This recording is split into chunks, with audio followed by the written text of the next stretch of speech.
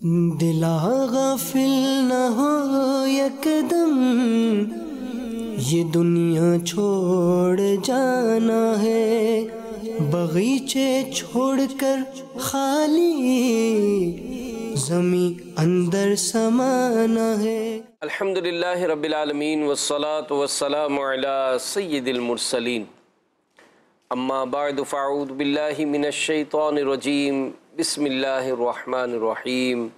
अस्सलातु वस्सलामु अलैका या रसूलल्लाह व अला आलिका व अस्हाबिका या हबीबल्लाह।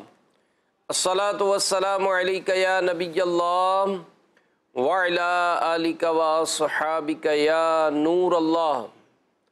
मदनी चैनल के नाज़रीन, सिलसिला है ऐसी भी क्या ज़िद है, और आज का मौजू वो ये है कि जुल्म करने वालों के अंजाम से नसीहत लेते क्यों नहीं। आइए सिलसिले में शामिल होने से पहले हम अच्छी नीयतें कर लेते हैं कि हदीस पाक में है, अल्लाह पाक के आखिरी नबी सल्लल्लाहु अलैहि वसल्लम का मुबारक इरशाद है, नीयतुल मुमिन खैरु मिन अमली। मुसलमान की नीयत उसके अमल से बेहतर है।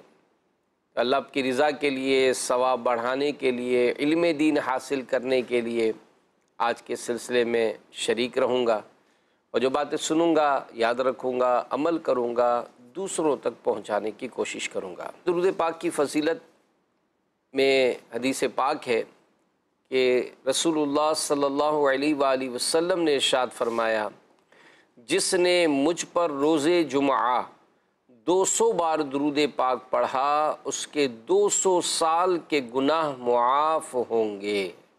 सल्लु अलल हबीब सल्लल्लाहु ताला अला मुहम्मद। सिलसिले के शुरू में एक हदीस पाक सुनते हैं। हज़रत सैयदना मुस्लिम बिन हज्जाज कुशैरी रहमतुल्लाहि अलैह अपने मशहूर मजमूए हदीस सही मुस्लिम शरीफ में नकल करते हैं कि अल्लाह के प्यारे नबी मोहम्मद अरबी सल्लल्लाहु ताला अलैहि वसल्लम ने एक मर्तबा इस्तिफ़सार फरमाया, पूछा,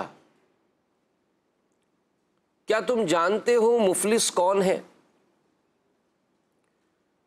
तो वहाँ जो मौजूद साहबाए किराम अलैहिम रिदवान थे, उन्होंने अर्ज़ की, या रसूल अल्लाह सल्लल्लाहु अलैहि वसल्लम, हम में से मुफलिस यानी जिस गरीब वो है जिसके पास दराहिम व सामान यानी माल व दौलत नहीं है, सामान नहीं है, वो मुफलिस है।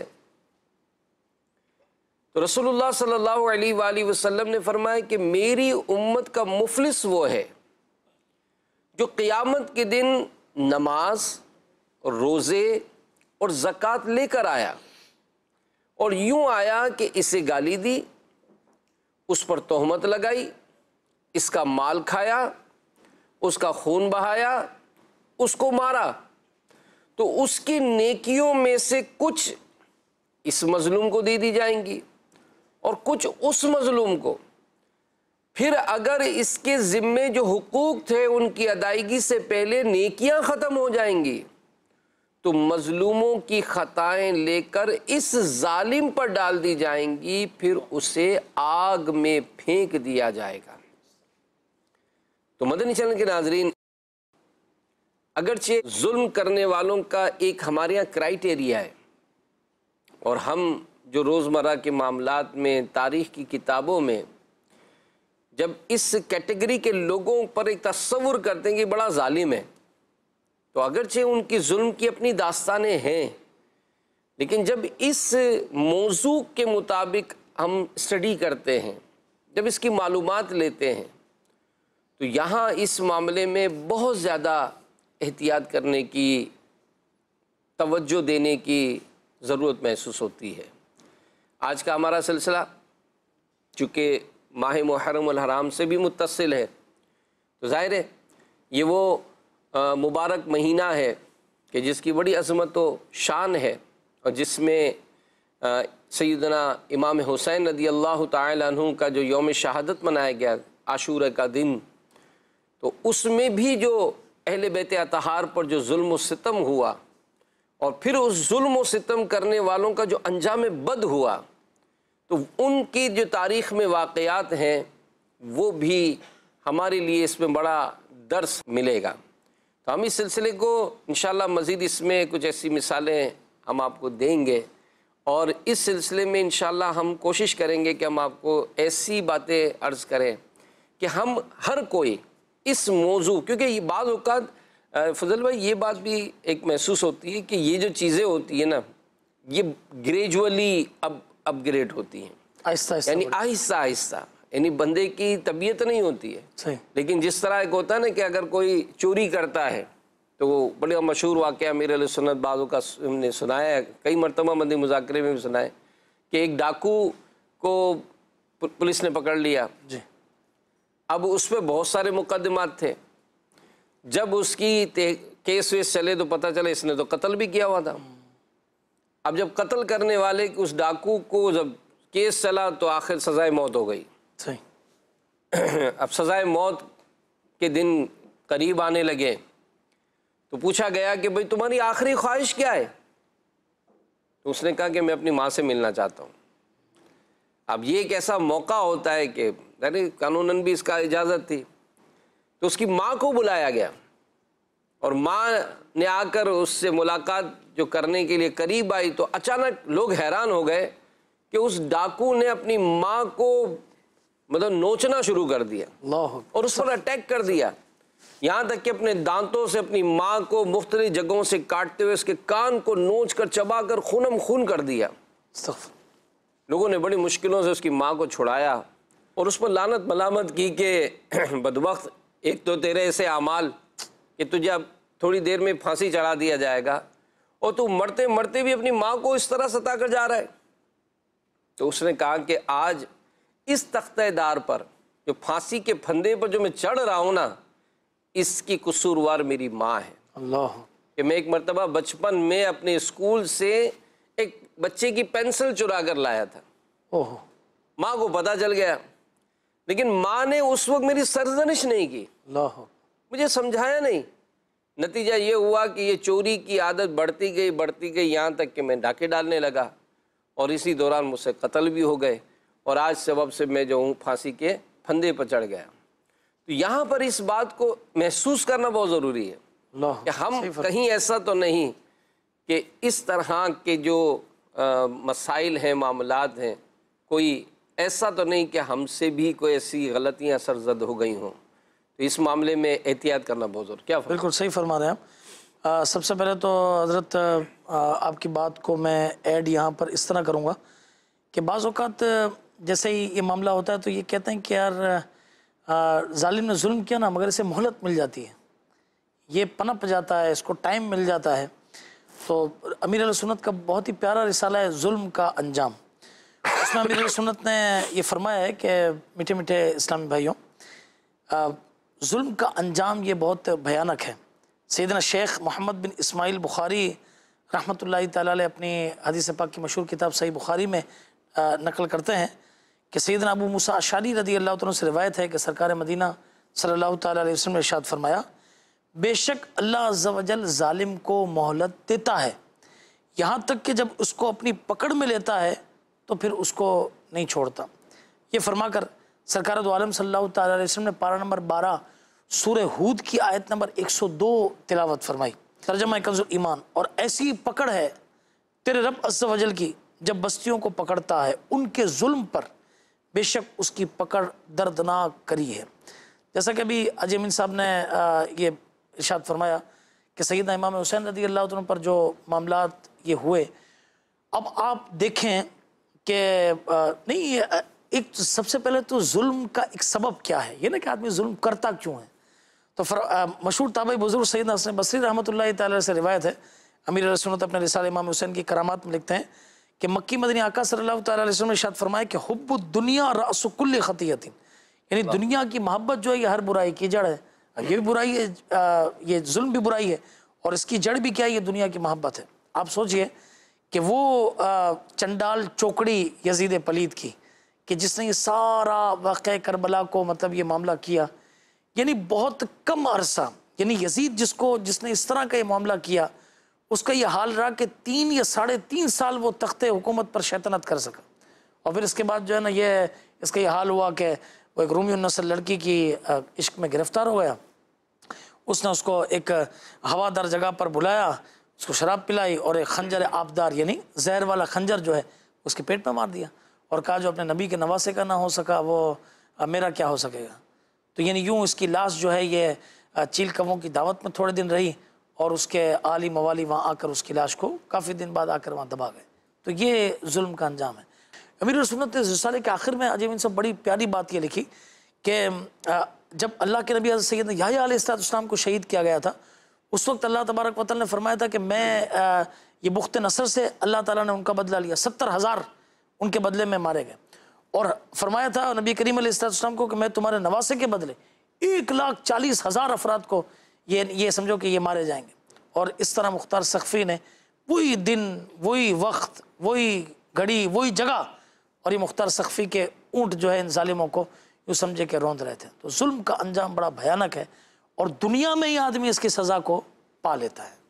बाज़ औक़ात ये होता है ना कि बंदा जुल्म तो कर रहा है जी, और उसको जो है ना वो ढील मिलती है। बिल्कुल ऐसे ही। और यहाँ पर ये जैसे रिवायत में बयान किया गया कि अल्लाह ताला मतलब जालिम को मोहलत देता है, फिर यहाँ तक कि जब उसकी पकड़ में लेता है तो फिर उसको नहीं छोड़ता। अल्लाह अकबर। तो यहाँ मेरे प्यारे इस्लामी भाइयों, मदनी चैनल के नाजरीन, हमें मतलब इन बातों से थोड़ी नसीहत हासिल करनी चाहिए कि अगरचे मतलब इन जुल्म करने वालों ने जुल्म किया, मगर ये देखें कि जिस काम के लिए किया, इक़्तिदार के लिए किया, तो क्या इक़्तिदार मिला है? बिल्कुल। दुनिया के लिए किया, दुनिया का माल कमाने के लिए किया, तो क्या उनको वो माल मिला? कुछ भी नहीं। यहाँ जो यजीद पलीद का जो तस्करा हुआ और फिर जिस तरह से इनको चुन चुन कर मारा गया, तो उसमें यही है। हाँ, मैदान करबला में भी जिन जिन लोगों ने इमाम हुसैन रदी अल्लाह अन और अहले बैत पर जो जुल्म सितम कर रहे थे, तो यहाँ पर मैदान करबला में भी इनके अंजाम सामने आए कि मनकूल है कि इमाम हुसैन रदी अल्लाह अन मैदान करबला में यजीदियों पर इत्माम हुज्जत के लिए जब खुतबा इरशाद फरमा रहे थे, तो इसी दौरान दुश्मनों की सफ में से एक बेबाक निकला और कहा कि आपको पैगंबर खुदा सल्लल्लाहु अलैहि वसल्लम से क्या निस्बत। तो ज़ाहिर दिल आज़ार जुमला था, वो तो नवासे रसूल थे। तो ये कलिमा इमाम हुसैन के लिए बहुत तकलीफ दे था। आप रदी अल्लाह अन्हु ने उसके लिए बद्दुआ की, अर्ज़ की या रब इस बद ज़बान को फौरी अज़ाब में गिरफ्तार कर। इमाम हुसैन रदी अल्लाह अन्हु ने दुआ फरमाई और उसको क़ज़ाए हाजत दरपेश हुई। घोड़े से उतर कर एक तरफ भागा और किसी जगह क़ज़ाए हाजत के लिए बरहना होकर बैठा। एक सियाह बिच्छू ने डंक मारा तो नजासत आलूदा तड़पता फिरता था। इस रुसवाई के साथ तमाम लश्कर के सामने उस बद ज़बान की जान निकली। तो ये अंजाम बद किसका? जिसने जुल्म किया, ज़्यादती की। और इसी तरह यजीदी फ़ौज का एक सख्त दिल मुज़नी शख्स इमाम अली मकाम रदी अल्लाह अन्हु के सामने आकर यूं बकने लगा, देखो तो सही दरिया फुरात कैसी मौजें मार रहा है, खुदा की कसम तुम्हें इससे कतरा भी नहीं मिलेगा। यानी ताकत का नशा था ना कि आज हम सब कुछ कर सकते हैं। आज हम अहले बैत से हमने पानी रोक लिया है, अहले बैत से हमने पानी रोक लिया, इनको प्यासा रखा है, इनको भूखा रखा है। तो उसने जब ये अंदाज इख्तियार किया कि देखो तो सही दरियाए फुरात कैसी मौजें मार रहा है, लेकिन है हुसैन तुम लोगों को एक कतरा भी नहीं मिलेगा। इमाम तिश्ना काम इमाम हुसैन रदी अल्लाह अन्हु ने बारगाह रब्बुल अनाम में अर्ज़ की, या अल्लाह इसको प्यासा मार।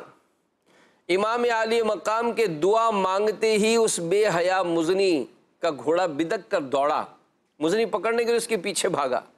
प्यास का गलबा हुआ, उसे शिद्दत से प्यास लगी। अल अतश हाय प्यास पुकारता रहा, मगर पानी जब उसके मुंह लगाते तो एक कतरा भी ना पी सकता था। यहाँ तक कि इस शिद्दत प्यास में तड़प तड़प कर मारा गया।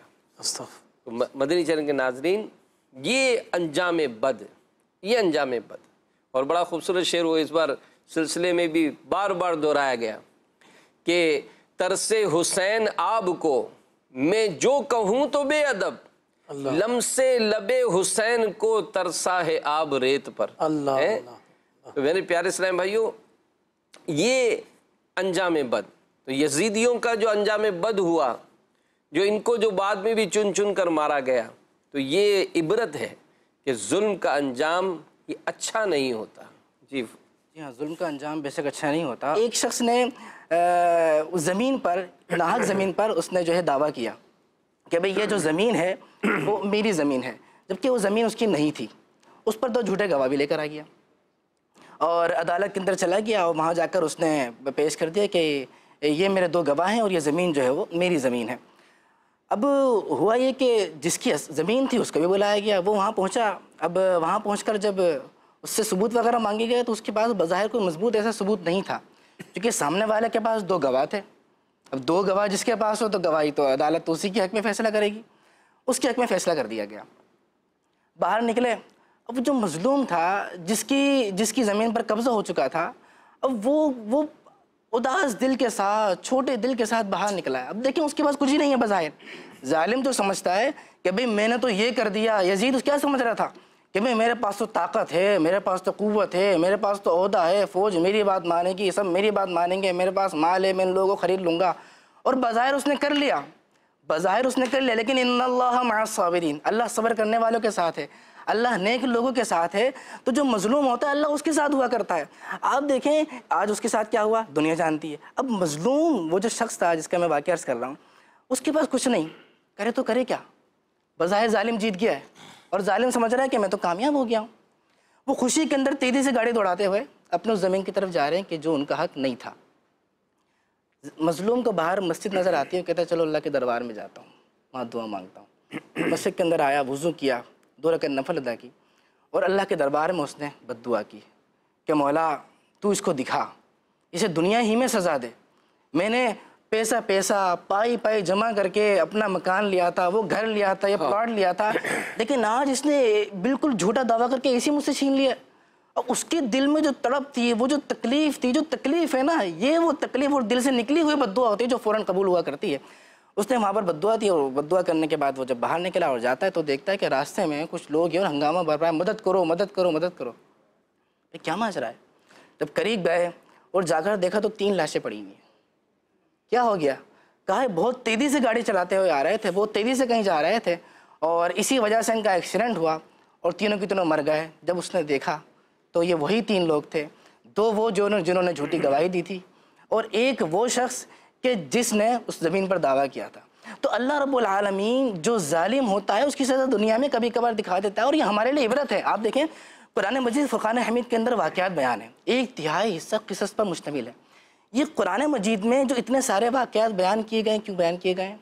फ़अतबिरू या उलिल अब्सार, ताकि तुम इबरत हासिल करो।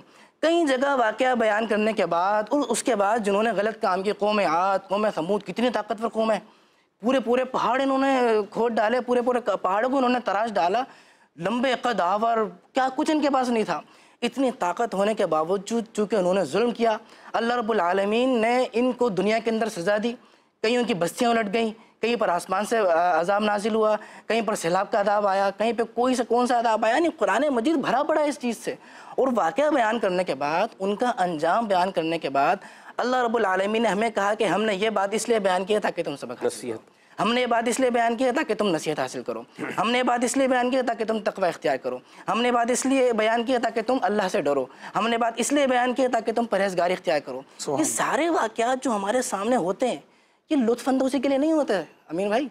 ये जो वाक़यात हमारे सामने बयान होते हैं ये सिर्फ इसलिए नहीं होते ओहो अच्छा उसके साथ ये वाक़या हो गया।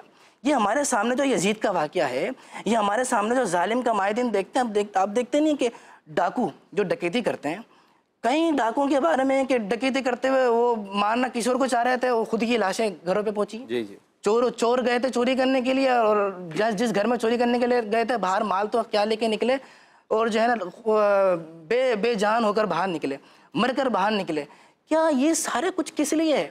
ये सारा कुछ इसीलिए है ताकि हम इससे इबरत हासिल करें, ताकि हम इससे सबक हासिल करें। आज क्या वजह है, जो हमारा मौजू है, जुल्म करने वालों के अंजाम से नसीहत क्यों नहीं लेते, इसकी आखिर क्या वजह क्या है, ये हमें गौर करना मदनी चैनल के नाज़रीन, कि हमारे सामने कुरान मजीद फुरक़ान हमीद के वाक़यात मौजूद हैं, हमारे सामने हमारे आंखों देखे हालात और वाक़यात मौजूद हैं, हमारे सामने वो वाक़यात मौजूद है जो हमारे बड़ों ने हमें बताए हैं, हमारे सामने वो वाक़यात मौजूद है जो किताबों के अंदर लिखे हुए हैं, हमारे सामने वालिदैन का नाफरमान, जिन्होंने वालिदैन की नाफरमानी की, वालिदैन पर लान तान किया, मारा, उनके वाक़यात मौजूद है। कि एक शख्स के बारे में रिसेंटली वाक़या मीर सुन्नत ने गालिबन नकी की दावत में लिखा है कि वो वालिदैन का नाफरमान था, मारता था।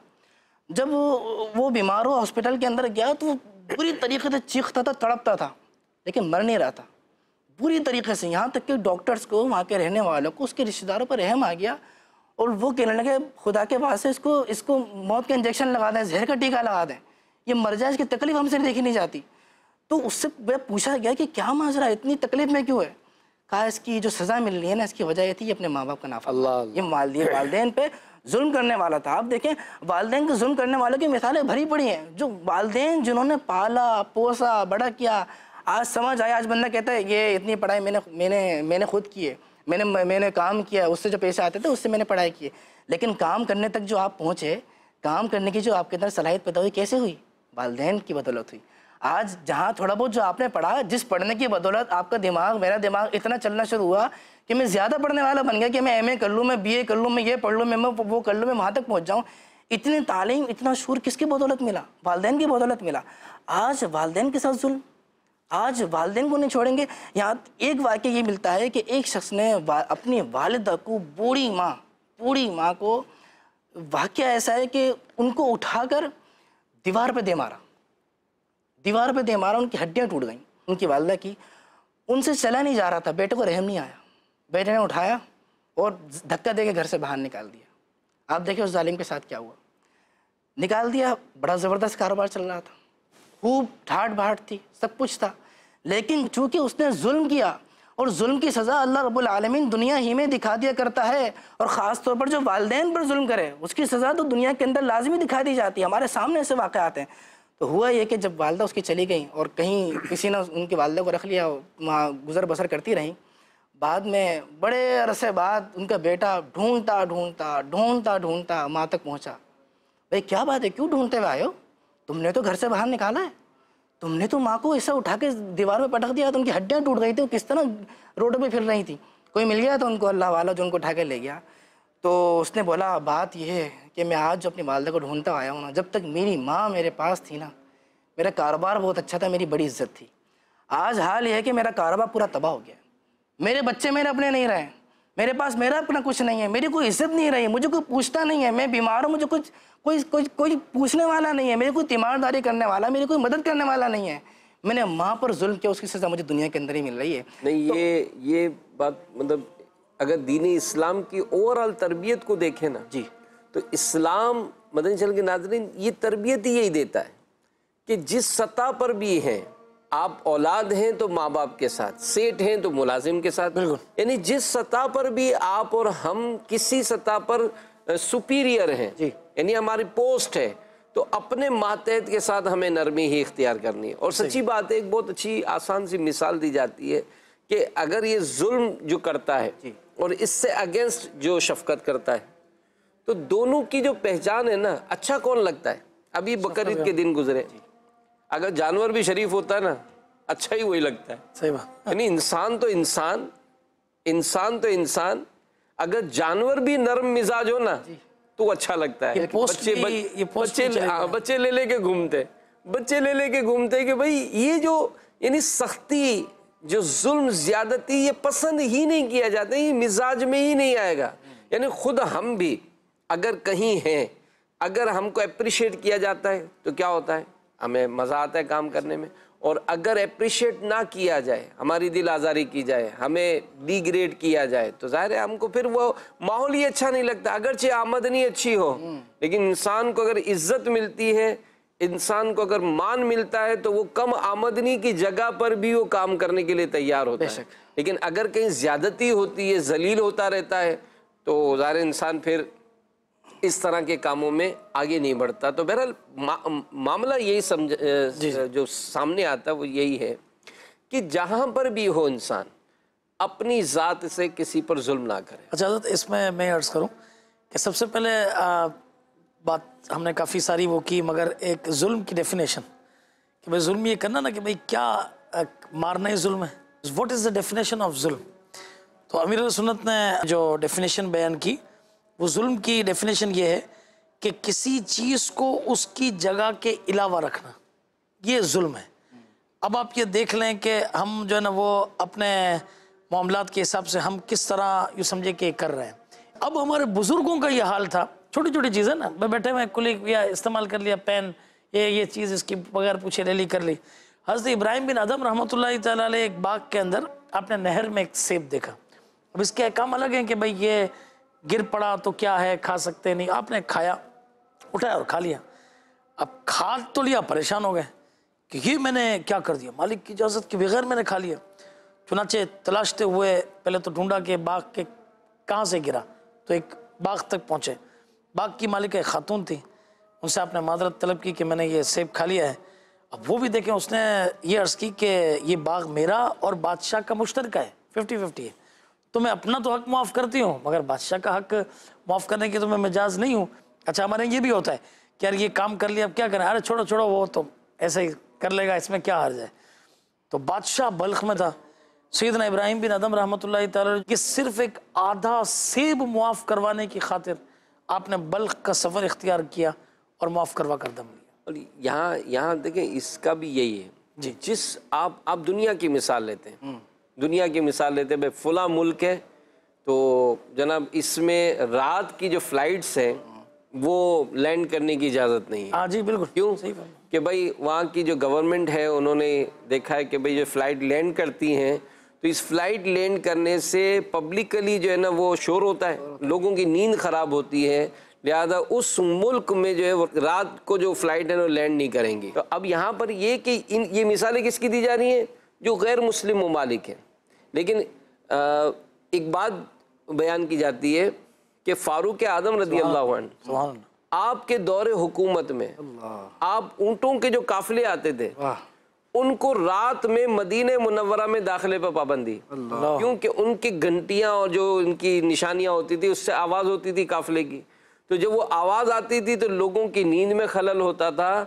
तो फारूक आदम के दौर में आपने इस चीज़ पे कि भाई इस वजह से लोगों की नींद में खलल ना हो, काफिले की रात को एंट्री मदीने में बंद, और आज अमल कौन कर रहे हैं, गैर मुस्लिम, और हम मुसलमान होकर उनसे मुतासिर हो रहे हैं। भाई हमारे दीन ने तरबियत दी है। यहाँ पर यही है कि मेरे ज़रिए से किसी पर ज़्यादती ना हो। रात को आते हैं महल्ले में, अब चौकीदार आपका ज़ाहिर है वो भी बादशाह आदमी है, वो सोया पड़ा, आप बाहर जो हॉर्न मारे जा रहे हैं उसको उठाने के लिए पूरा महल्ला जाग गया। भैर मेहरबानी करके वो कोई ऐसा आदमी रख लो जिसकी नींद को ऐसी खुल तो जाए। लेकिन आप ये सोचें कि मेरे अच्छा इसी तरह जो फंक्शंस होते हैं, अब जैसे शादियों के सिलसिले शुरू होंगे। बिल्कुल। अच्छा, इसमें जो आपने फरमाया ना ये उसका, अब देखें अपने आप भी उसमें रहते हैं तो बाज़ औक़ात है ना तवज्जो नहीं होती है हाजी साहब। अब जैसे पहले ये वो था तो नहीं, अपने भी वो हो तो बजाएं हॉर्न कर, लेट हो गए। अच्छा, ये निगरान शुरा ने ये इस बात पे वो क्या कि ये देखो ये बजाते हैं ना तो ये सब जाग जाएंगे। आप यकीन करें वो अब पहले सच्ची बात अपनी तवज्जो नहीं थी ना कि ये क्या, अपने तो वही हो गया यार इसको जगाने के लिए मैंने बजा रहे हैं, वो ऊपर पता नहीं क्या आवाज़ है, मगर होता है आवाज़ जाती है। अब उतर के उसको बुलाते हैं तो ये जो सब ये देखते हैं तो ये यानी एक तवज्जो दिलाने से भी और फिर अमल करने से भी फायदा होता है। समझाना। तो आज अगर हम भी जो मुख्तलिफ टॉपिक्स लेते हैं तो उसकी बेसिक भी यही होती है ना कि अच्छा फिर अल्हम्दुलिल्लाह रब्बिल आलमीन ये दावत इस्लामी के माहौल में एक बात बड़ी प्यारी सिखाई जाती है। अमीर अहले सुन्नत से पूछा गया कि मुबल्लिग बयान कैसे करे, सही जो बयान करे इसमें क्या अंदाज इख्तियार करे, तो फरमाया कि मुबल्लिग बयान यूँ करे जैसे शीशे के सामने खड़ा है अल्लाह और अपने आप को समझा रहा है। हो सकता है कि मुझे सुनने वाले जो है वो मेरी इन बातों को फील करते हो कि यार ये बयान तो कर रहा है, लेकिन सच्ची बात है अल्हम्दुलिल्लाह कई मर्तबा इस बात को मतलब नीयतों में लाते हैं कि यार ये बात तो मेरे अंदर भी कमज़ोरी है, लेकिन मैं बयान करूँ, मैं ये आका की हदीस बयान करूँ, बुज़ुर्गों के वाक़यात बयान करूँ ताकि इनके सदक़े मुझे ये नेमत मिल जाए। और जैसा फुज़ैल भाई ने कहा ना कि हॉर्न तो बजाते ही थे, लेकिन अब जब ये सुना तो भाई जाकर वो बाज़ों का तवज्जो नहीं होती, हमें पता ही नहीं होता कि यार हम तो उसको बुलाने के लिए उठा रहे हैं, लेकिन हो सकता है फर्स्ट सेकंड फ्लोर वाला परेशान हो। तो अब मैं हॉर्न नहीं बजाता हूँ, बल्कि जाकर मैं उसको नॉक करके चौकीदार को उठाकर गेट खुलवाता हूँ। अच्छी बात है। मैं खुद शरीक था, निगरान शुरा के साथ में बैठा था। निगरान शुरा ने कहा कि यार आज हमारे अपने वतन को हमने कचरा कुंडी बना रखा है और कचरा फेंकते। आप वल्लाह यकीन में मदीजर के नाज़रीन को भी बता दो, मेरे दिल में कई मरतबा ऐसा कोई चीज़ फेंकने के लिए उठा हाथ और एकदम से वो बात याद आ गई। मैंने उस दिन नीयत की थी कि कुछ भी है, मैं कुछ भी नहीं फेंकूंगा, मैं फेंकना है डस्टबिन में फेंकूंगा। तो अब अगर मैं अपने आप को कुछ तब्दील करता हूँ तो फ़र्द से मुआशरा, फर्ज से मुआशरा। अच्छा, ये आप यकीन करें, गाड़ी में बैठे हो ना, अभी क्या अपने तो वो बोले देना ना, मैं फेंक देता हूँ। बोला नहीं, ना फेंकूंगा ना आप लोगों को फेंकने दूंगा।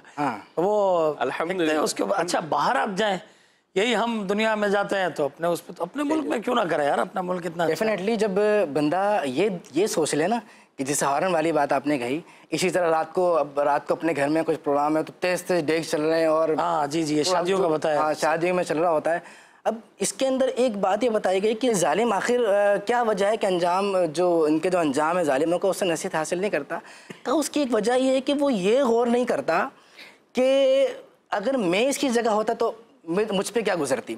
अगर बंदा गौर कर लेना, जैसे कि आपने बात की कि हम हॉर्न तो बजा रहे थे, हमें तो फिक्र नहीं कि अंदर वालों के साथ क्या बीत रही है, कौन सा बच्चा बेचारे का जाग गया, किसको सुबह सुबह ऑफिस जाना था, क्या मसला आ गया, हमें उसका एहसास नहीं है।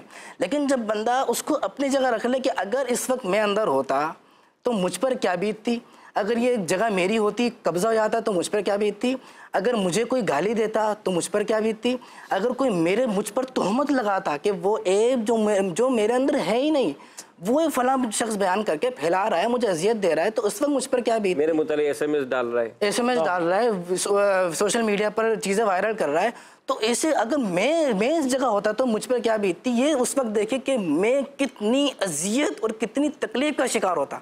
मैं डिप्रेशन का शिकार हो जाता। एक वाक़या है कि एक शख्स था मुलाजिम कंपनी का, उसने सालों उस कंपनी में उस होटल में काम किया। तो उस होटल के अंदर चोरी हो गई।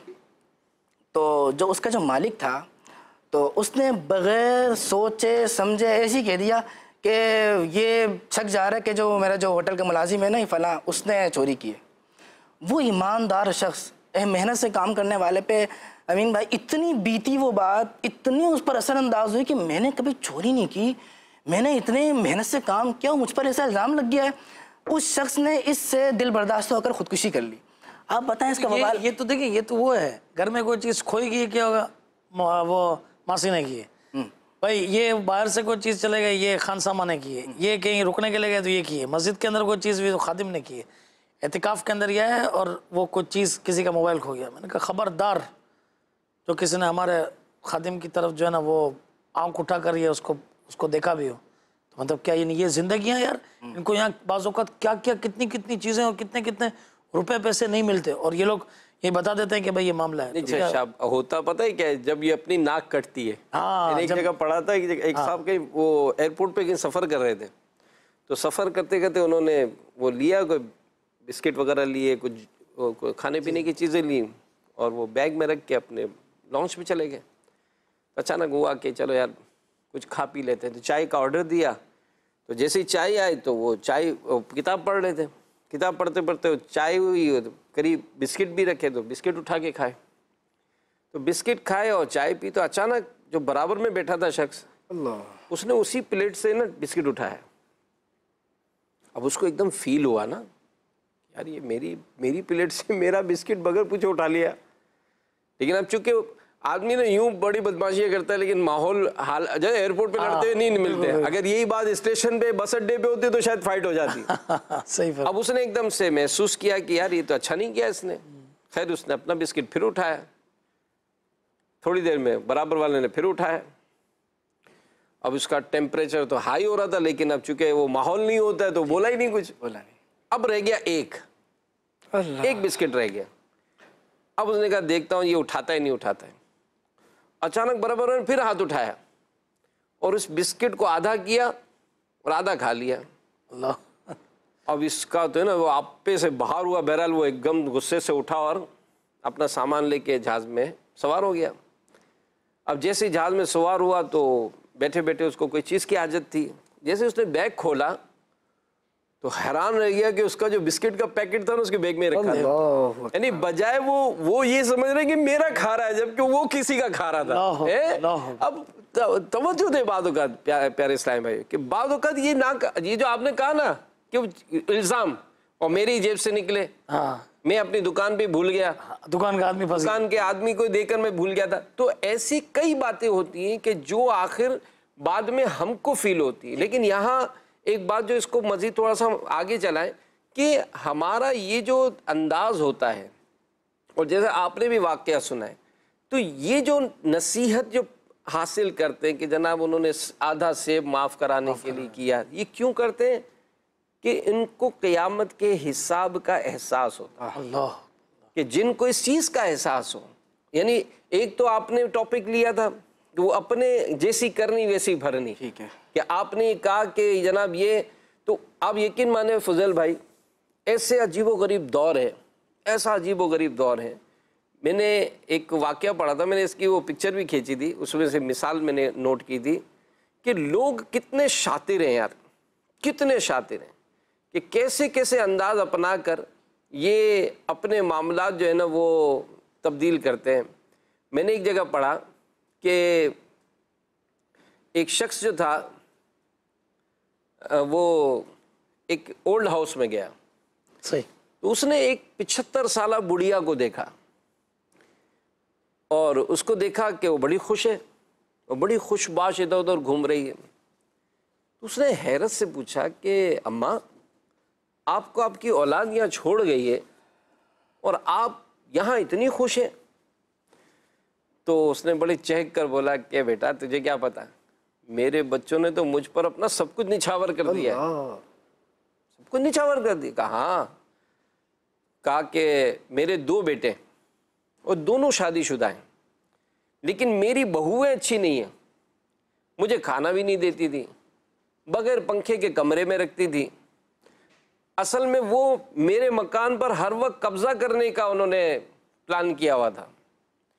फिर मेरे बेटों ने मुझे कहा कि अम्मा ये मकान जो है ना बहुत छोटा है, ऐसा करते हैं हम इसको बेच देते हैं और फिर हम अपने पैसे मिलाकर आपके लिए बहुत बड़ा घर ले लेते हैं, जहाँ बहुत सारे नौकर भी हम रख लेंगे और हमारी बीवियों को भी वहाँ आने की इजाज़त नहीं होगी।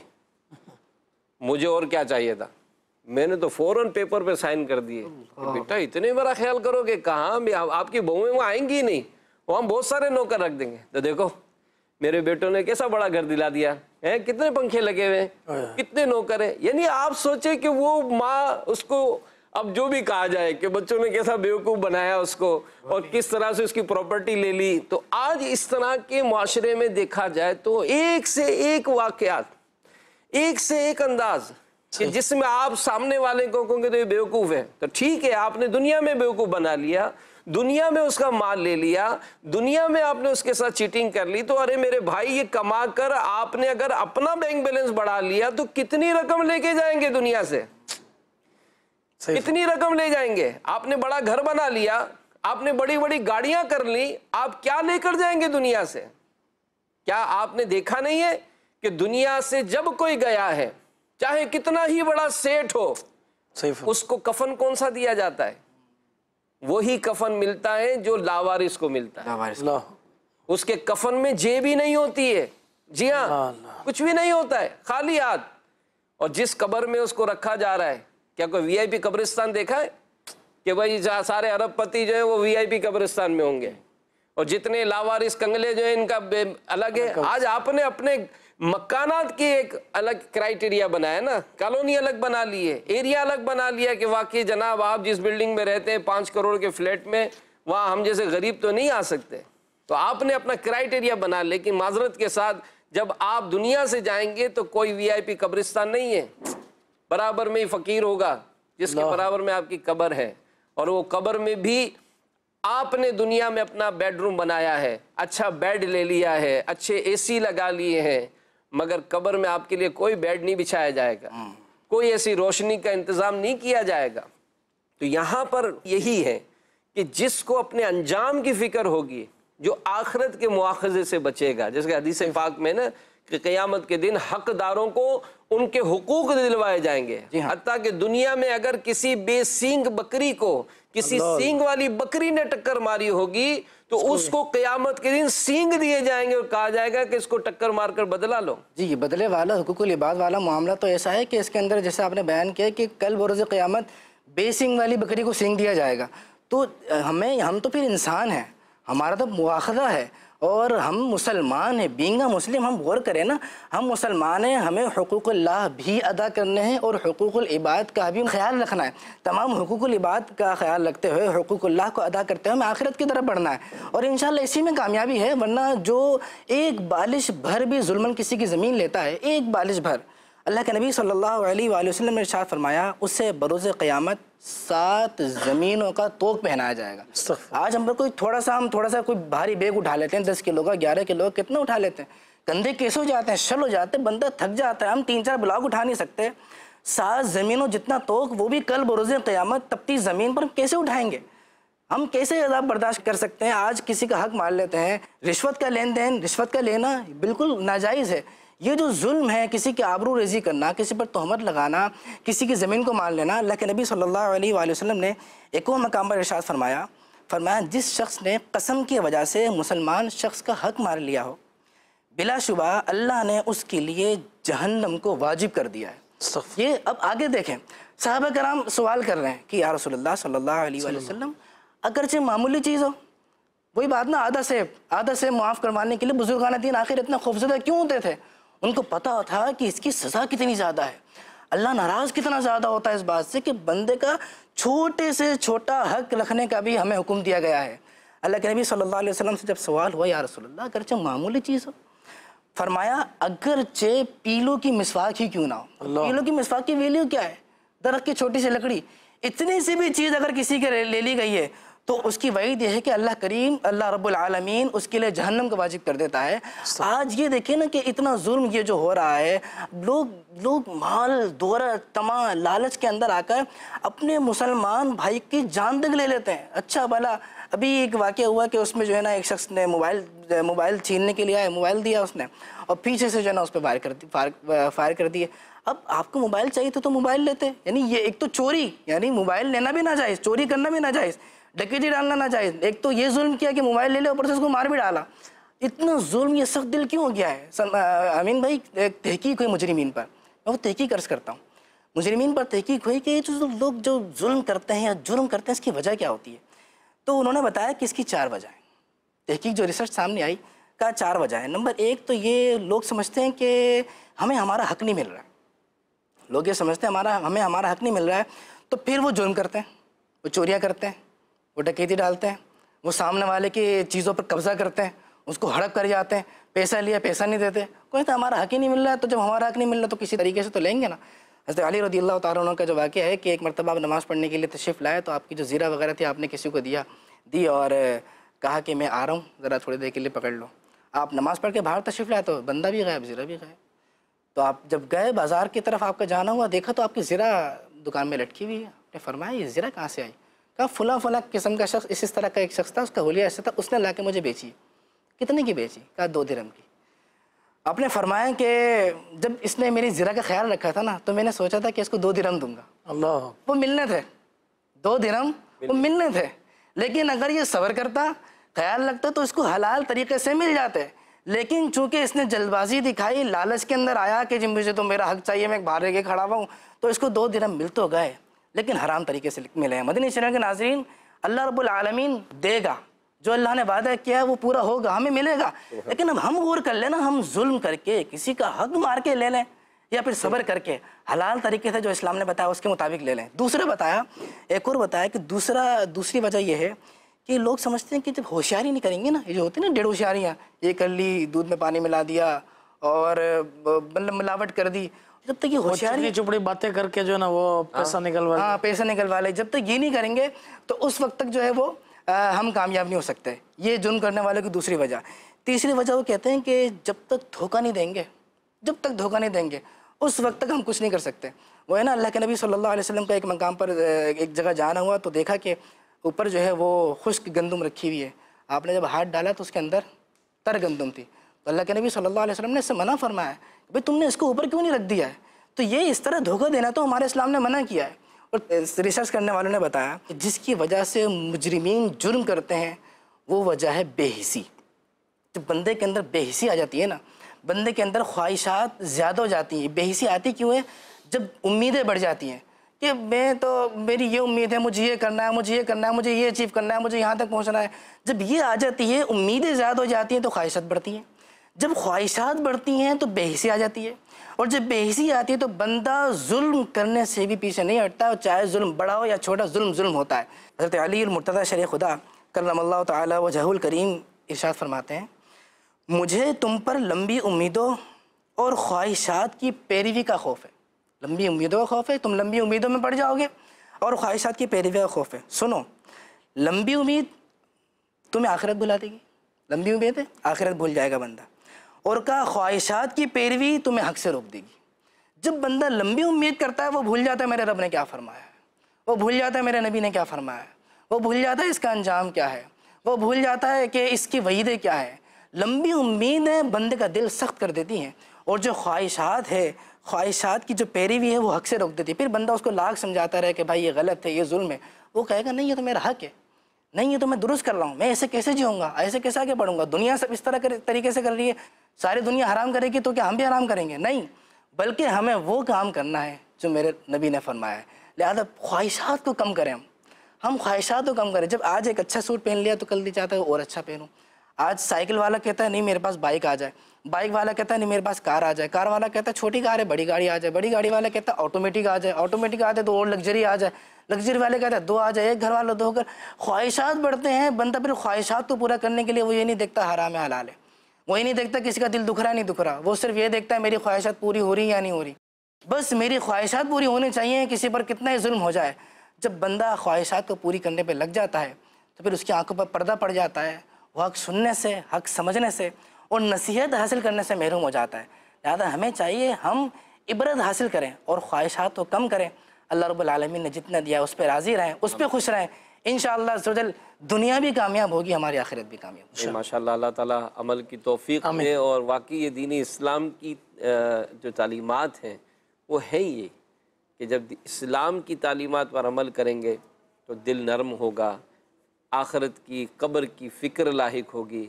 मखूल दिमिश्की रहमतुल्लाह ताला अलैह फरमाते हैं कि जिसका दिल नरम होगा उसके गुनाह कम होंगे। अल्लाह हम सब के दिलों को नरम फरमा दे। आइए चंद कॉल्स आपकी हम शामिल सिलसिला करते हैं। माशाअल्लाह सिलसिला बहुत अच्छा है, अल्लाह आप लोगों को बरकत अता फरमाए। अच्छा, पूछना मैंने ये था कि बहुत सारे लोग जिनको गलत आदत पड़ चुकी होती है हराम कमाने की और दीगर मामलात में उलझे रहते हैं, वो कहते हैं हमारा भी स्टेटस तबाह हो जाएगा, हमारे बच्चे हैं, हमारी इज्जत है, अगर हम ये छोड़ते हैं तो हमारा नाम नहीं रहेगा। तो ऐसे लोगों के बारे में आप क्या कहते हैं? अल्लाह पर भरोसा तो ज़ाहिर है ये तो ईमान का एक हिस्सा है, अल्लाह पर भरोसा होगा। और बड़ी प्यारी बात बड़े बूढ़े बचपन से समझाते आ रहे हैं कि वक्त से पहले और नसीब से ज़्यादा मिलना नहीं है। अब ये आपको मिसालें दी हैं कि 2 दिरहम तो मिलने ही थे उसको, हैं उसको 2 दिरहम मिलने थे हलाल तरीके से। तो ये हमेशा याद रखें कि अगर मेरे नसीब में लाख रुपए है ना तो दुनिया की कोई ताकत 99,999 नहीं कर सकती। सही फरमा। और मेरे नसीब में अगर है ही 10,000 रुपये तो अब मैं चाहे दुनियावी टैलेंट कितना ही उभार लूँ, बड़ी तालीम हासिल कर लूँ, लेकिन वो 10,000 से 1 रुपया ऊपर नहीं होगा। बारहा देखा होगा अंगूठा छाप सेट होता है, साइन भी करने नहीं आते चेक पर, और उसके जो मुलाजिम है चार्टर्ड अकाउंटेंट है। तो अब यही तो अब है, अल्लाह की तकसीम है, अल्लाह जिस तरह चाहे रखे, वो मालिक है। तो हमें हर हाल में रब का शुक्रगुजार बंदा ही रहना है। तो बहरहाल अगर ये कॉन्सेप्ट होता है ना अल्लाह पर भरोसा, तो इंशाल्लाह इससे तबीयत संभल जाती है। ये भी होता है ना कि जैसे उन्होंने बात कही कि हमारी इज्जत है, हमारा एक नाम है, तो याद रखिएगा जो जालिम होगा, जो किसी के साथ गलत करने वाला को उसकी इज्जत नहीं होगी। बज़ाहिर लोग चाय भी पिलाएंगे, हजरत आयत तशरीफ रखें, बड़ी होगी, लेकिन इज्जत तो हकीकतन उसकी है ना जिसकी दिल से इज्जत बंदा करे। दिल से इज्जत नहीं है, दिल से कोने में बैठ के बंदा बद्दुआएं कर रहा है उसके लिए, दिल से उसकी गालियाँ निकल रही हैं, उसकी कोई रिस्पेक्ट नहीं है, सामने अच्छी इज्जत दे रहा है। तो क्या, जब बंदा ऐसा शख्स मरता है जो किसी का हक मार मार के कुछ इज्जत बनाता है, हक मार के कोई अपना वकार बनाता है, कोई मकाम बना रहा होता है, तो ये वो लोग होते हैं जो दुनिया से जाते हैं तो लोग शुक्र अदा करते हैं, अच्छा हुआ जान छूटी, अच्छा वो चला गया। इज़्ज़त वाला कौन है? अल्लाह करीम कुरान मजीद में इरशाद फरमाता है, इन्ना अक्रमकुम इंदल्लाहि अत्काकुम। दुनिया में ज़िंदगी तो इतनी सी है ना, यूँ ही ख़त्म हो जाएगी, यूँ ही गुजर जाएगी। आखिरत की जो ज़िंदगी जो तवील इतनी लंबी है, असल इज़्ज़त वहाँ की बनानी है, तो वहाँ की इज़्ज़त बनाए, और उसका तरीका ये है कि बंदा तक़वा इख्तियार करे। दूसरी कॉल शामिल करें।